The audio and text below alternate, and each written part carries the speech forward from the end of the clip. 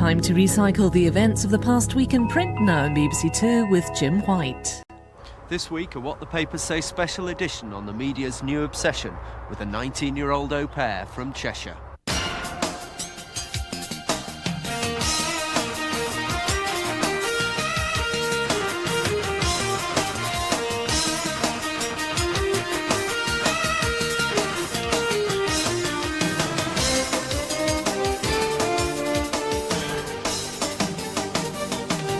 Tonight's What the Papers Say is presented by The Guardian's Jim White. Good evening. After weeks of legal shenanigans, after days locked away considering the evidence, a verdict was reached last weekend in the Louise Woodward case.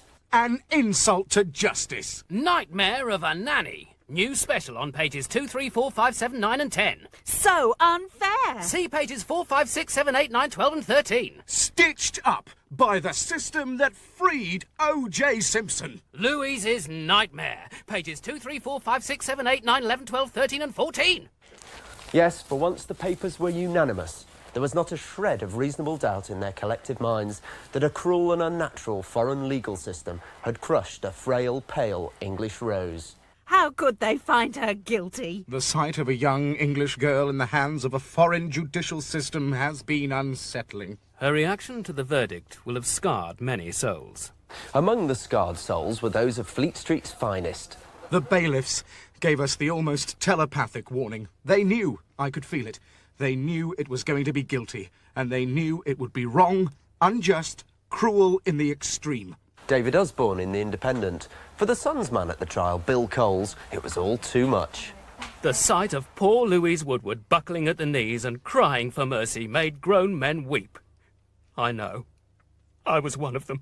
For the papers, it was a black and white case with no moral ambiguities to cloud the issue. Thus, the full Mayday drive past of tabloid weaponry could be arrayed on the girl's behalf. The People is today mobilising our army of 6 million readers to demand justice for Louise Woodward. Free her! The Sun threw its support behind the campaign by launching an appeal fund to back her case and kicking it off with a £10,000 donation. By Sunday, the satellite vans had been mobilised and every tabloid had printed its protest coupons and opened its phone lines. Now is your chance to make your voice heard in the crusade to clear Louise Woodward. Fill in the coupon below and send it to the American Embassy immediately. By Monday, the ante had been ratcheted up even further. As 36,647 readers phone the Mirror to demand justice for Louise, we say... Now call Clinton! A monstrous regiment of celebrities, well, actually a small platoon of has-beens, was dragooned into the cause. Comedian Jimmy Tarbuck said he was concerned at the American jury's verdict. Stunning Melinda Messenger last night backed the Sun's campaign at the London launch of soccer boss Ruud Hullit's new clothing range. If the Sun's lineup was impressive, the Mirror trumped its rivals. Celebrities backing the campaign included Merseyside-based TV gladiator Warrior. In London, ex-gangster Frankie Fraser. Note on this occasion, Frankie had lost his mad sobriquet. Ex-gangster Frankie Fraser, who served 40 years in prison, said, I feel sure that Louise was innocent. Let's hope for the sake of his blood pressure that Bill Clinton hasn't heard that Peter Stringfellow's now on board. Hi, copy. Hi, it's David Ward. This is for Home News. As well as a heroine and a ragbag of celebrity supporters, this story had a location, Louise's home village of Elton, which became the focus for much of the reporting. Papers sent staff here looking for invaluable colour. Well, considerably cheaper than sending them on an away day to Boston. The world has really come to Elton. If you take a look behind me, you can see what must be... This pub was the venue for those stunning pictures of Louise's supporters, literally open-mouthed with shock when the verdict came through last week. Shocked friends of Louise cry out in despair as the guilty verdict is flashed on TV at their village pub. It was in Elton that the campaign could coalesce. Ironically, for so anti-American a cause, a thoroughly American symbol was adopted by the papers as a sign of solidarity. The yellow ribbon. Tony Orlando and Dawn's bequest to freedom fighters everywhere. Yellow Army! Readers can make their own ribbon to support Louise. You'll need about 8 inches, 20 centimetres, which can be stitched into a loop. Justice! In a village charged with an understandable sympathy for a friend and neighbour's awful plight, the appearance of a mass campaign could be created. For the tabloids, a united Elton became a symbol for a united country. But was the nation really as solid as Louise's home village? A look behind the pro-Louise headlines finds each paper expressing doubt, reasonable or otherwise, through the voice of a columnist. In the Mail, it was Peter Mackay. It's as if the whole nation is being recruited for bit parts in a feeble-minded afternoon TV serial. Everything is reduced to how we feel. Rational discussion is swept aside. Emotion is all. While the Express had launched its own campaign for Louise, Anne Robinson seemed unmoved by the protests from Elton. What exactly, you have to ask, is the real message from the people who live in this Cheshire community? That nobody from Elton could possibly be guilty of murder or manslaughter? The Mirror was the most vocal of Louise's supporters, but its columnist Tony Parsons seemed seriously off message. Oh, I can't be convinced of her snowy white innocence just because she happens to have a British passport.